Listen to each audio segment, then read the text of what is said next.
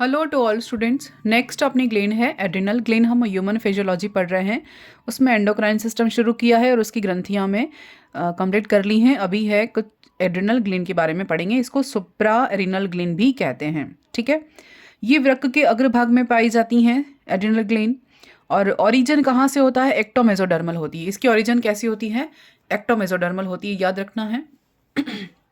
Wait कितना होता है? 5 to 6 ग्राम तक होता है। और एड्रिनल ग्लैंड के चारों ओर एक कैप्सूल पाया जाता है। एड्रिनल ग्लैंड भीतर से 2 भागों में बटी होती है, जिसे को कॉर्टेक्स कहते हैं और अंदर वाले भाग को मेडुला कहते हैं।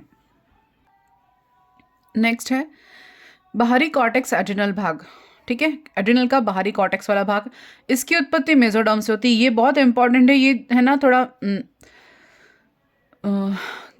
विरोधी है इसलिए याद रखना है, क्योंकि आउटर कॉर्टेक्स भाग है उसकी उत्पत्ति कहाँ से हो रही है? मेसोडर्म से हो रही है। और इंटरनल मेडुलल भाग है ना, उसकी उत्पत्ति कहाँ से हो रही है? एक्टोडर्म से हो रही है। ये विरोधाभासी है, इसलिए याद रखना इंपॉर्टेंट है। और एड्रिनल का बाहरी कॉर्टेक्स वाला भाग, जिसकी उत्पत्ति मेसोडर्म से होती है, अधिकतर भाग बनता है, जैसे 80 to 90% भाग किसका होता है? बाहरी कॉर्टेक्स का बना होता है। और एड्रिनल मेडुला वाला जो भाग है, जो एक्टोडर्म से ओरिजिन है, वो लगभग कितना होता है? 10 to 20% ही होता है। नेक्स्ट बहुत इंपॉर्टेंट चीज़ें आ रही हैं। एड्रिनल कॉर्टेक्स का 3 लेयर होती हैं, 3 पार्ट होते कह सकते हैं। पहला है जोना ग्लोमेरुलोसा। पहला क्या भाग है? Zona glomerulosa. दूसरा भाग है जोना फेसिक्युलेटा। तीसरा भाग है जोना रेटिक्युलेटा। ये तीनों भाग बहुत इंपॉर्टेंट है, सबके अलग अलग फंक्शन हैं।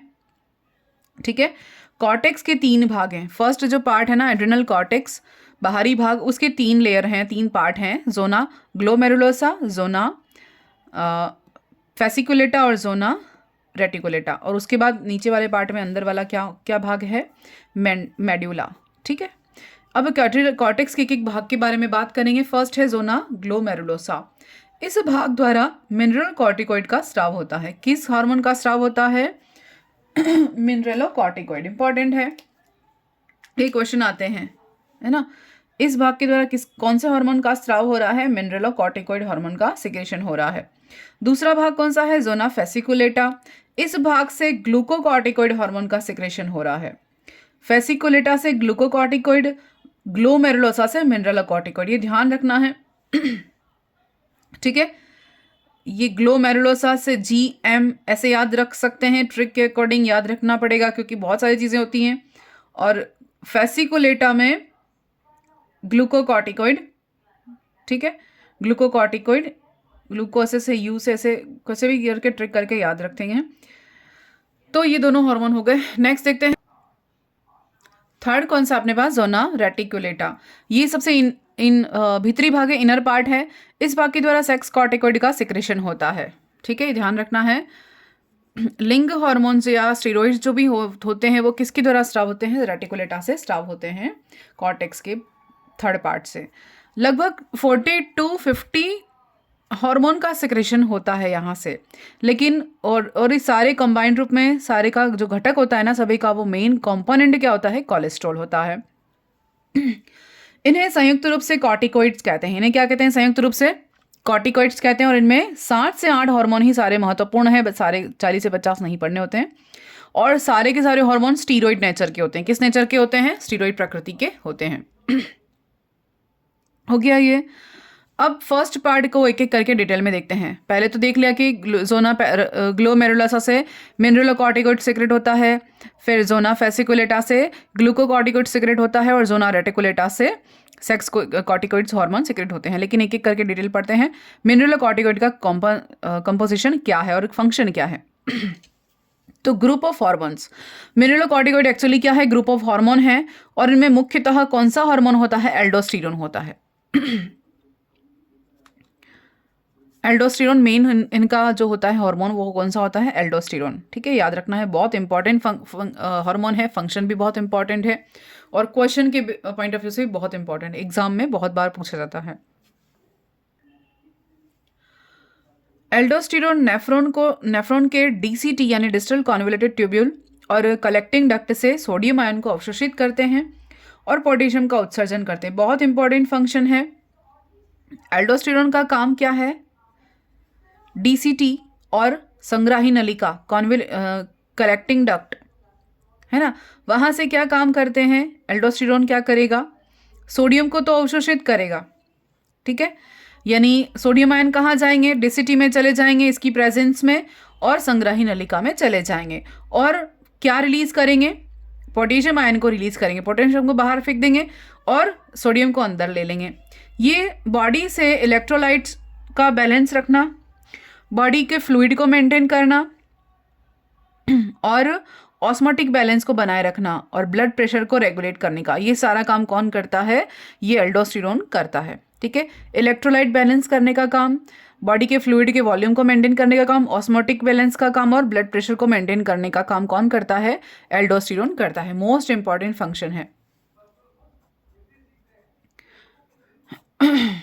ठीक है। फिर नोट देखते हैं कि एल्डोस्टेरोन को हम क्या कहते हैं, सॉल्ट रिटेनिंग हार्मोन भी कहते हैं। एल्डोस्टेरोन का दूसरा नाम क्या है, लवण प्रतिधारक हार्मोन, सॉल्ट रिटेनिंग हार्मोन, ठीक है। यदि मिनरलोकॉर्टिकॉइड के शरीर में कमी हो जाए, क्योंकि ये सोडियम को ले रहा है ना, इसीलिए सॉल्ट रिटेनिंग, सोडियम को ले रहा है अंदर की ओर, तो सोडियम को बैलेंस कर रहा है, तो सॉल्ट को धारण कर रहा है, इसीलिए इसको लवण प्रतिधारक हार्मोन भी कहते हैं, रिटेन करने का काम करता है इसीलिए। तो यदि मिनरलोकॉर्टिकॉइड की बॉडी में कमी हो जाती है तो ये सोडियम को अवशोषित नहीं कर पाएगा, और सोडियम को अवशोषित नहीं कर पाया और क्या हो जाएगा बॉडी में, ऑपोजिट फंक्शन, पोटेशियम का जो ये उत्सर्जन कर रहा था ना, ये पोटेशियम को क्या करेगा, बॉडी में कंसंट्रेशन बहुत ज़्यादा बढ़ जाएगा और सोडियम की कमी हो जाएगी। तो सोडियम की कमी होने से बहुत सारी डिजीज होती हैं, बहुत सारे यहाँ पर प्रॉब्लम्स बॉडी में हो जाती हैं। तो इसको रेगुलेट करने का काम कौन कर रहा है, एल्डोस्टेरोन कर रहा है, most important function. Next glucocorticoid, second जो अपने पास हार्मोन है ग्लूकोकॉर्टिकॉइड, कहाँ से स्राव हो रहा है था, जोना फेसिकुलेटा से, याद रखना है।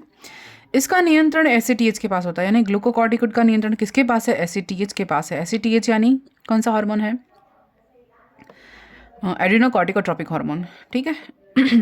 इसका प्रिंसिपल क्या है, ये कॉर्टिसोल कहा जाता है। जो भी कॉर्टिसोल हम कहते हैं ना, आजकल बहुत चल रहा है कॉर्टिसोल, कॉर्टिसोल तनाव हार्मोन है कि स्ट्रेस की फेज में कॉर्टिसोल सिक्रेशन होता है, और डोपामाइन जो है हमारा हैप्पी हार्मोन है। ये सब आजकल बहुत ज़्यादा चल रहा है, लोगों को इन सब चीज़ों से परिचित होने में ज़्यादा दिक्कत नहीं है ना, ये कॉमन चल रहा है बहुत।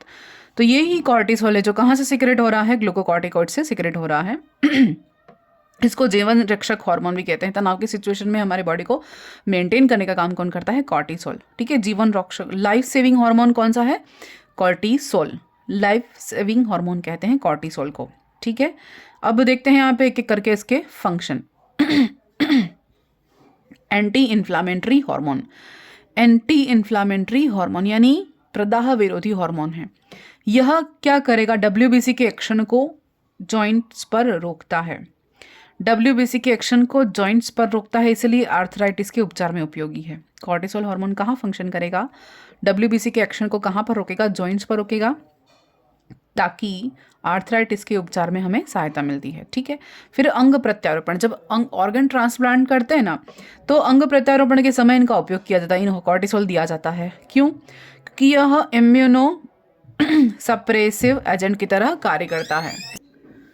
तो ये था अंग प्रत्यारोपण के समय इनका उपयोग होता है, और इन्हें यह हार्मोन इम्यूनो सप्रेसिव एजेंट की तरह काम करता है। तो जब ऑर्गन ट्रांसप्लांट करते हैं ना, तब जो बाहर का ऑर्गन है वो हमारी बॉडी को पहचानने से इनकार करता है, तो एंटीबॉडी की तरह काम करता है, उसको बाहर का फॉरेन पार्टिकल समझकर डैमेज करने के लिए, फिर वो नष्ट हो जाता है, ट्रांसप्लांट जो है वो सक्सेसफुल नहीं होता। तो इसके लिए कॉर्टिसोल दिया जाता है जो कि इम्यूनो सप्रेसर की तरह काम करता है, ठीक है। फिर लिपिड, लिपिड ब्रेकडाउन को प्रेरित करेगा, इसको लिपोलाइसिस प्रोसेस कहते हैं। प्रोटीलाइसिस को प्रेरित करता है कौन, कॉर्टिसोल, ठीक है। हाइपरग्लाइसेमिक सिचुएशन होती है, यानी शुगर लेवल को बढ़ाता है, कॉर्टिसोल। कॉर्टिसोल ग्लूकोनियोजेनेसिस की प्रक्रिया को प्रेरित करता है। फैटी एसिड या अमीनो एसिड से ग्लूकोज बनने की प्रोसेस को ग्लूकोनियोजेनेसिस कहते हैं, ये भी हमने पढ़ लिया है। कॉर्टिसोल किडनी फंक्शन को और कार्डियोवास्कुलर फंक्शन को रेगुलेट करता है। कॉर्टिसोल का काम क्या है, किडनी फंक्शन को रेगुलेट करना, और कार्डियोवास्कुलर फंक्शन को रेगुलेट करने का काम कौन करता है, कॉर्टिसोल हार्मोन, जो कहाँ से स्राव हो रहा है, तीसरा क्या है, सेक्स कॉर्टिकॉइड, इन्हें गोनेडोकॉर्टिकोट्रॉइड्स भी कहते हैं। बहुत कम मात्रा में गोनाड सिक्रेशन होता है। नर मेल फीमेल दोनों में स्राव होता है। नर में गोनाड से स्राव होने वाला हार्मोन विपरीत लिंग के हार्मोन को संदमित कर देते हैं, ठीक है। मादा में जनन से स्रावित होने वाला हार्मोन विपरीत लिंग के हार्मोन को संदमित कर देते हैं, तो इन्हें गोनेडोकॉर्टिकोट्रॉइड्स भी कहते हैं। मेल सेक्स हार्मोन कौन सा है, DHEA यानी डाईहाइड्रो एपी एंड्रोस्टेरोन हार्मोन, ठीक है, ये होता है। फीमेल सेक्स हार्मोन कौन सा होता है, एस्ट्रोजन और प्रोजेस्टेरोन होता है। ये दोनों हार्मोन होते हैं। Male sex hormone dihydro AP androsterone और फीमेल सेक्स हार्मोन कौन से हैं, एस्ट्रोजन और प्रोजेस्टेरोन। तो ये ध्यान में रखना है। नेक्स्ट वीडियो में हम क्या देखेंगे, एड्रिनल मेडुला के बारे में देखेंगे। धन्यवाद।